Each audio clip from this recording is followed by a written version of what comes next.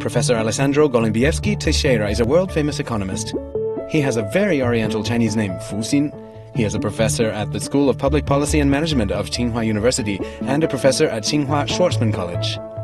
He has rich experience in politics, having served as the Minister of Tourism and the Special Economic Advisor to the President of Brazil.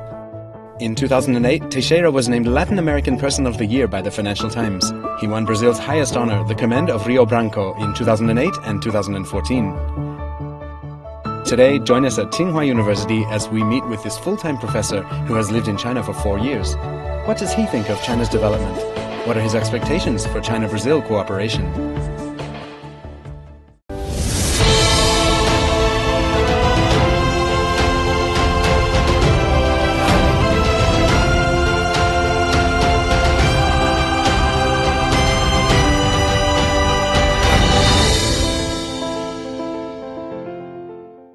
The first thing I would like to talk about is your name, which is Fu Xin, and it seems to reflect very oriental cultural ideals, which are auspiciousness and wealth. And how did you come to select these two characters? That's a very, very nice question, because when I arrived in China, well, I have my Western name, but every Chinese would ask, what's your Chinese name, right? So I have to sit with my family, my wife, and decided, because we decided when we moved here that we're going to stay here for a long time, okay? And my daughter was only 1 year old, so she goes to a Chinese school, so she needs to have a Chinese name. So first we came up with the family name, Fu, okay? And then we saw interesting names for me, for my wife, and my daughter. So basically what we want is a good vibration, good energy. Positive, something really positive, and that's the nice thing about the Chinese culture, because you can choose names that have meanings. So in some Western culture like us, we have names that doesn't have a meaning itself. So that's why we did a very careful research, and we took our Chinese Mandarin teacher to help us with the name. So that's why we come up with, in my case, Fu Xin, my daughter Fu Lin, and my wife, Fu Ming. Oh, that's a really nice set of names. I love Yes. it. Recently, since the beginning of 2020, vaccines and economic recovery have become central pillars of the global effort that continues against COVID-19. And so aside from her own domestic anti-epidemic measures, China is providing vaccines to numerous other countries, including to Brazil, whose main source of vaccines is currently China. As an unbiased witness to the steps taken in China against the pandemic, how would you rate the performance of the government of China regarding disease control and economic recovery? And what elements of China's experience do you think can be applied in those other countries and regions that are still severely affected? I think when you look the crisis, the pandemic crisis, one of the things that you can see, and if you want to give a number to China, is going to be 10. Okay? Because with the size of population and the way China controlled the pandemic in the country, it's outstanding performance. Countries that normally, traditionally, would do a good performance, like United States, or even the largest country in Latin America, like Mexico and Brazil, they did horrible. Okay, you see the numbers in the United States, you see the numbers in Brazil up to now, and there's disaster. So the first conclusion that we don't know how to manage crisis and disaster, that's clear. Okay, and on the other hand, China did a great job, but did a great job because it took very serious, first testing, that's very important, first testing. So you see tests everywhere. Other countries like United States, even in Europe, even in Brazil, there is no test available. Some people they test, others they don't test. So how do you measure? How do you know how fast it's going to spread? So you don't know. Okay, so you cannot have control. So China did a very good job in controlling. So that's the first thing. Second, was very serious in put all the research, and that's very important, all the research, resources, people, money, to come up very fast with vaccines. And already we have at least 4 different vaccines already being prepared in China. 2 of those are well known around the world. the Sinovac and Sinopharm, okay? One are being using very much inside China, okay? With more, I think the numbers is more than 400 million people vaccinated in more than 1 month, the number of doses.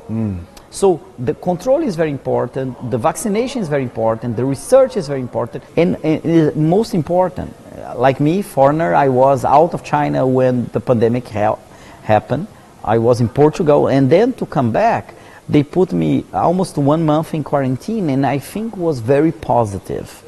Although it's very tough for a person to be in quarantine for almost a month, especially my wife and my kid, but it's very serious. You know, I arrived, I went to quarantine in Shanghai, 2 weeks in Shanghai, then I came to Beijing, more a week quarantine at home, so almost 3 weeks, and then more 1 week in quarantine in Shenzhen. So that's very important to me, because that shows how leadership is being applicable to a disaster case, and that's why I rate China 10. Of course, we can understand that the quarantine is very important, but how did you feel during that time? Quarantine, it's a very tough time because you are almost arrested in a small hotel room. But I think if you have an understanding, that's what I was talking to my wife. I said, this is important because when you're out, you know that you went through the quarantine, you are not contaminating anybody else. And this is the important thing, the sense of the China society and civilization means that the collective is more important than the individual. And when I compare to my country right now, unfortunately, leadership of my country is very weak because they believe that the individual needs to overcome the collective. And that's the mistake, because we are not in a normal situation. We are in a pandemic that kills people. For us that we live together, it was time to talk, to discuss future plans, to spend more time with our daughter, 24 hours for almost a month. You know, so it's, I think I took it very well this time, and I would do it again if I need it. Okay, that's great. So there's always a silver lining, isn't it? More time with the family. Yes. Okay, so as we know, China is a very important partner in Brazil's fight against COVID-19, exporting 100 million doses of the vaccine to Brazil. And unfortunately, President Bolsonaro recently made comments politicizing the pandemic and stigmatizing China, which was seen as an attack on an old friend. Do you know the reason why the president made this about face? And how do you feel about it? And is it related to pressure from some Western powers? Look, at first I feel very bad. He's always downplayed the importance of this. He said clearly in all the newspapers, oh, this is a little flu, you know, you can go out.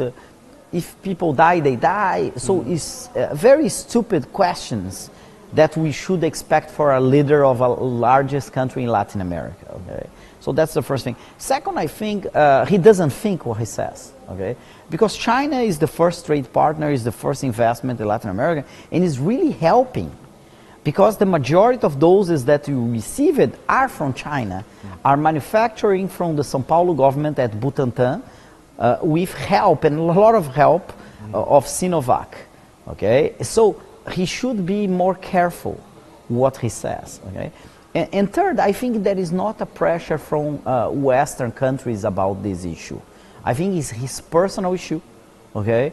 And his lack of good ability, and I would say at least politeness, to treat a partner that is helping you. So that's the situation. And of course, this is affecting the relation between Brazil and China, and more is affecting the people of Brazil. You know, so everybody is a general, I would say, agreement in Brazil that he's misconducting the crisis in Brazil, taking to politicize a situation that is a human disaster. And I think no one in the world as a leader has the right to do so. He was elected to help Brazil and to help Brazilian people, and he's doing directly the opposite, in my opinion. So in your opinion, the Brazilian people don't support this position of his?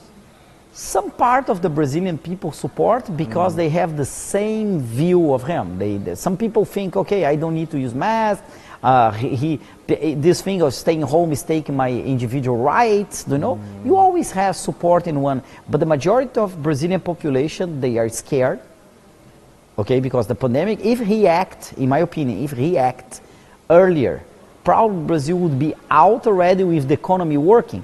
But because he goes against science, he goes against what's happening in the world, so Brazil is taking more time to recover economically. And basically that's the main problem. Yeah, it's really a shame, isn't it? It's very a shame.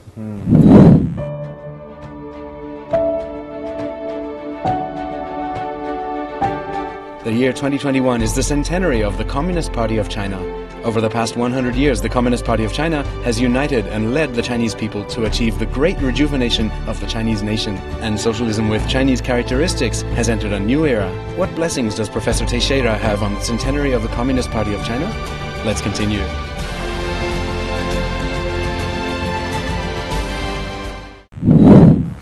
The year 2021 is very significant for China, being the centenary of the founding of the Communist Party of China and the beginning of a new stage in the battle to eradicate poverty and build a moderately prosperous society. So could you discuss your views on the CPC and its 100 years? And do you have a message of congratulations or best wishes you'd like to share? And what do you hope to see in China's future? As you said, it's a beautiful story. When the Communist Party was founded in 1921, in Shanghai. So everybody that likes politics or studies likes to see the evolution of the party. And that's very important. Why? Because the party, different than many parties in the world, achieve modernization.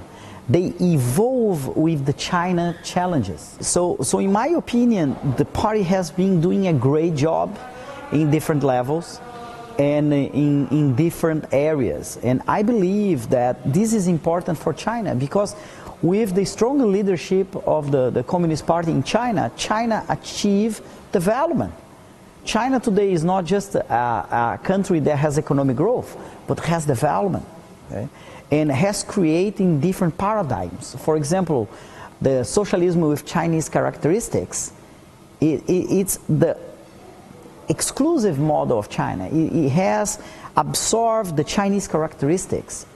Now is a new stage of development in China called, I would say, scientific development. Okay, we have a dual circulation system. In one side, we have the domestic economy, one of the strong engines.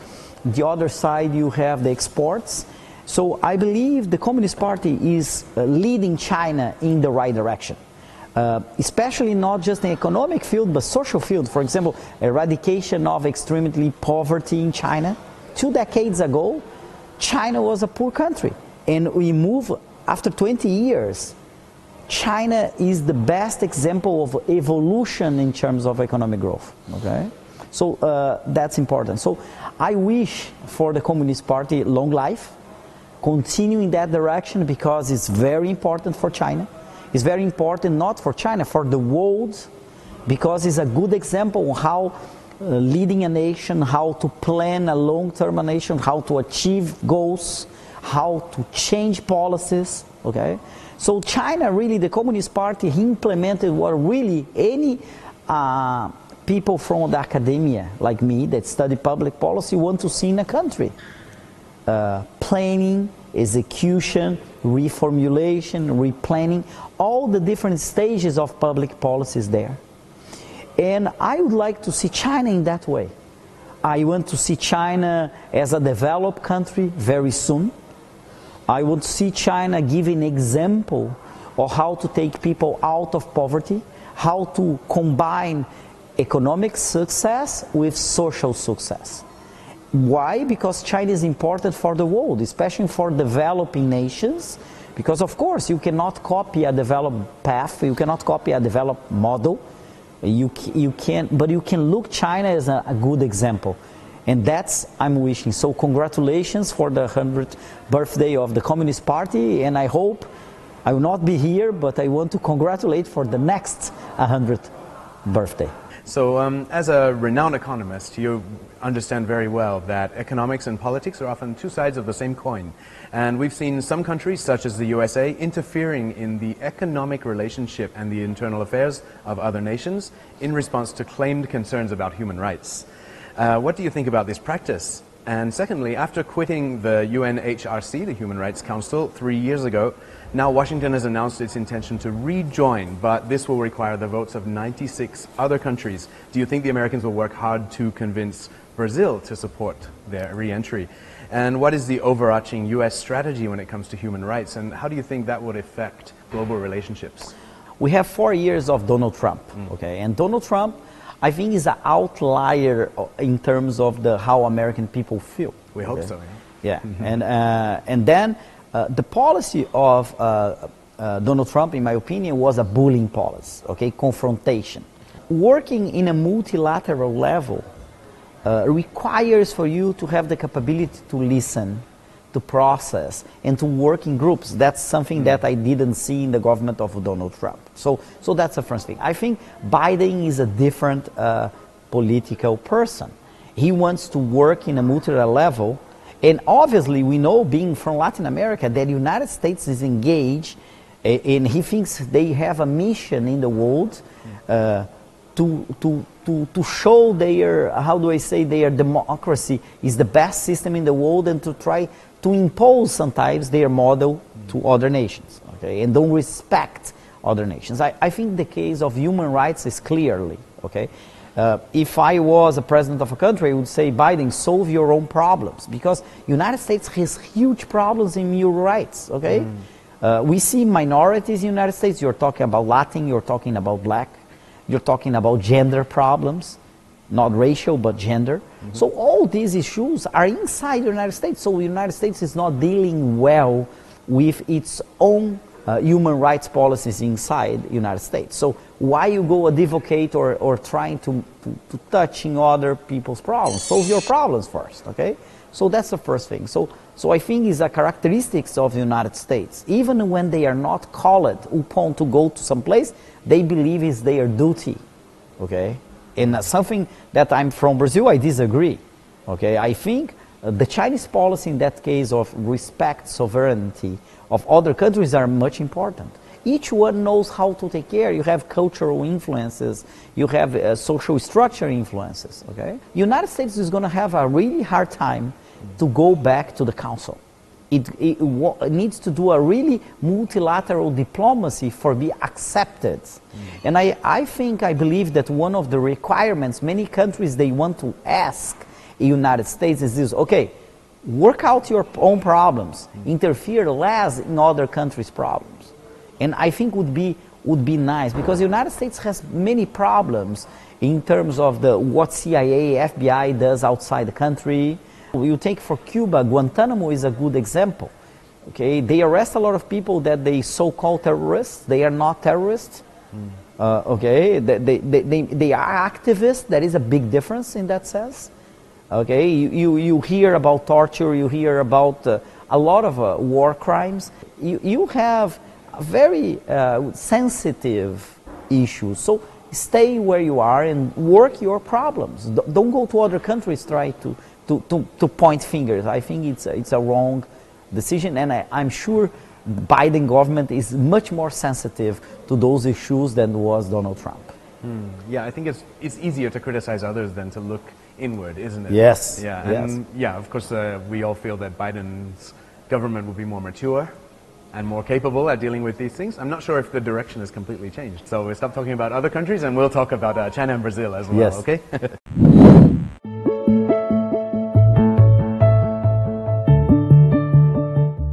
China is Brazil's largest trading partner, and more Chinese enterprises are investing in Brazil. What is the premise of closer cooperation between China and Brazil in the future?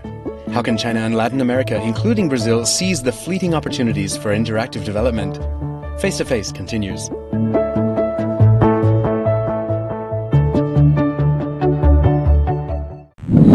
China and Brazil have a lot in common, of course. Both are BRICS members. They're both emerging markets with considerable populations, and the two are also mutually beneficial with plentiful exchanges between their respective governments and between the people. China is Brazil's largest trading partner, with great demand in China for Brazilian agricultural products and iron ore. And more Chinese businesses are choosing to invest here in Brazil. As a former government minister and a renowned economist who is intimately familiar with these two countries and their markets, what do you consider are the areas with the greatest potential for further cooperation between Brazil and China? And what opportunities must Brazil and other South American countries grasp as soon as possible? I think the relations between Brazil and China has changed, really has jumped in a good and a positive direction since the year of 2000. Okay? Traditionally, China was the third partner of Brazil until it was United States, Latin American countries, and then China, and sometimes European China. But after 2000, China really, I would say, worked very hard to be one of the first trade partners in Brazil, and it is right now. Okay, after 20 years, 2 decades, is the first FDI, foreign direct investor in Brazil as well, in many strategical areas like energy, infrastructure, very important. This year already, in terms of trade, comparing last year, we are up almost 15%.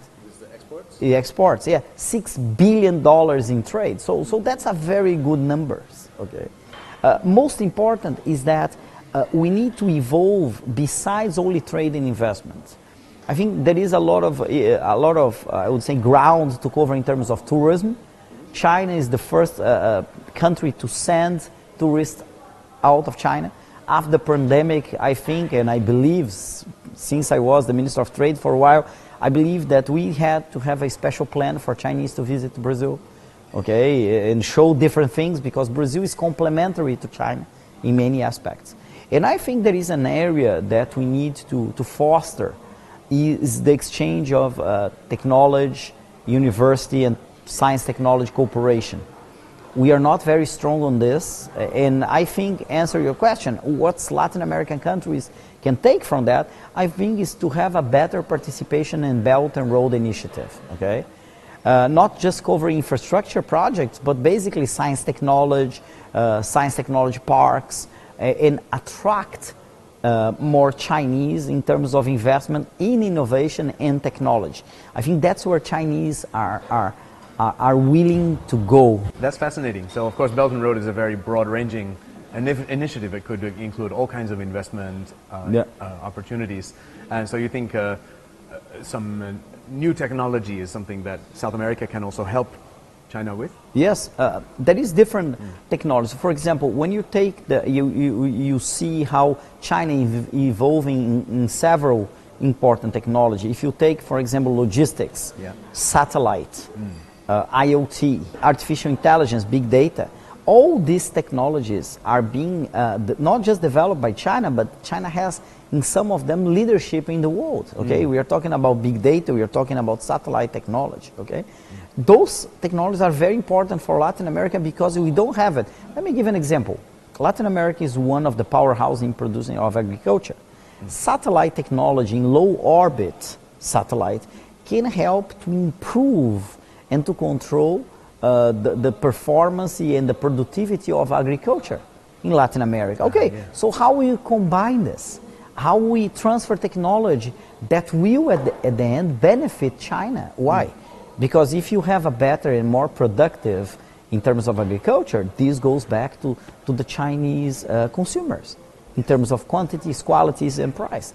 The same in logistics, okay? If you invest, and that's what Chinese have been doing, if you invest in infrastructure in Latin America, obviously the cost of logistics is going to go down, and the price of the products that China buys go down. So it's a win-win situation. Okay, sounds very promising indeed. And you mentioned already tourism as an area for future further cooperation. So even though the international movement of people right now is largely restricted, the trend towards greater integration between countries and peoples remains. And Brazil is a very important market for Chinese and also world tourism. So if in the future I'm going to visit Brazil for a holiday, what sites or what cultural experiences do you think I really have to go and enjoy? Yeah. Let me talk just a step back. Although we are in pandemic, people cannot go from one place to another. the Brazilian government and the governments around the world can promote Brazil because you are at home. So why don't give you elements exactly in that question that you ask, where I could go? What is the packages I have? You don't need to go, but you research. More than 75% of tourism around the world, they research before they go abroad. They want to see it. It's not because you cannot travel right now that you cannot absorb knowledge about the country. Sure. Okay, so that's my first comment. And that's what Brazil is not doing right now. Okay? The second element, you ask me where you can go. In Brazil, as China, is a large country, very diversified. South from north is the same as China. South is cold, north is hot. Okay, so I would say, okay, if you want to see, for example, natural resources, okay, in terms of beaches, forests, Brazil is very rich in biodiversity. So I would tend to tell Chinese people first, if they want to see a city, okay, they can go to Rio de Janeiro. Of course, is our first place people would go. Okay, why? Because you have an integration between a city and the biodiversity. But there is two places that you cannot miss in Brazil. One is the Amazon forest in the north of Brazil. Why? Because you're going to see a biodiversity that you will not find in any place in the world. And the second place is called Pantanal. It's the center of the country. It's a different biodiversity with tropical forests and with a wildlife that is amazing. And the third place I would recommend, not in this order of course, but would be the northeast of Brazil that has one of the most, I would say, coastlines, most beautiful coastlines in the world. Okay, and they are very close to each other, and you can go and see different cities, and with that you can see our culture, with that you can see our gastronomy. So I think in those three locations, the northeast with the beaches scenery, the north with the Amazon forest, and the center of Brazil with the tropical forest, you can see, and obviously when you are in the center of Brazil, you can stop in Brasilia. That is architecture, world-renowned city, was a planned city. So it's really beautiful, and you can see how the capital of Brazil is built and how it works. Okay. I noticed you didn't mention your own home. No, is it because you're too familiar? No, I didn't mention my own home because it's too large. And if you like China, if you want to visit China, you need at least 3-4 months. Yeah. So giving options for people would say go to those places, because I think it would be a different experience than China. That's great, thank you. And finally, we would like to invite you to offer a greeting in Chinese, because I know you speak some Chinese, to the global Chinese community who are right behind this camera. 大家好，我是复兴老师，祝大家福寿安康。